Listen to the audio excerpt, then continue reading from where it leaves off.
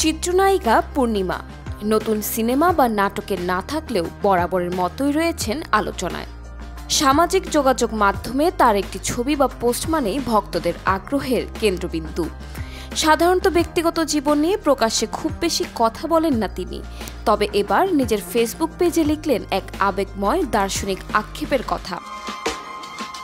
রোববার ১৯ তারিখ পূর্ণিমা লেখেন, যাদের আপন ভেবে দরজা খুলে দিই তারা আসলে বিষধর সাপ। প্রয়োজনে বন্ধুর মুখোশ পরে পাশে ঘোরে, আর সুযোগ পেলেই বিষ ঢেলে দেয় আমাদের স্বপ্নে, আমাদের জীবনে। তার এই পোস্টে অনেকেই বিস্মিত। কেউ লিখেছেন, পূর্ণিমা আপু ঠিকই বলেছেন, কথাগুলো জীবনের বাস্তব চিত্র। আবার কেউ মন্তব্য করেছেন, এ যেন আমাদের সবার জীবনের গল্প।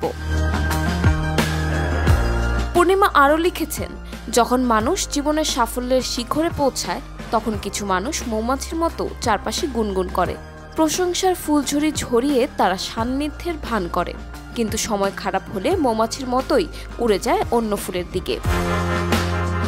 শেষে তিনি লিখেছেন, মিথ্যা সম্পর্কের ভিড়ে নিজেকে হারিয়ে ফেলার চেয়ে নিঃসঙ্গতা অনেক বেশি শান্ত, নিরাপদ এবং মর্যাদাপূর্ণ।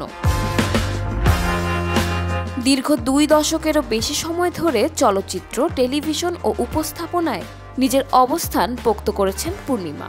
সবসময় আলোচনার বাইরে থাকতে চাইলেও এমন এক আত্মমুখী ও গভীর পোস্ট আবারও তাকে এনে দিয়েছে সবার নজরে।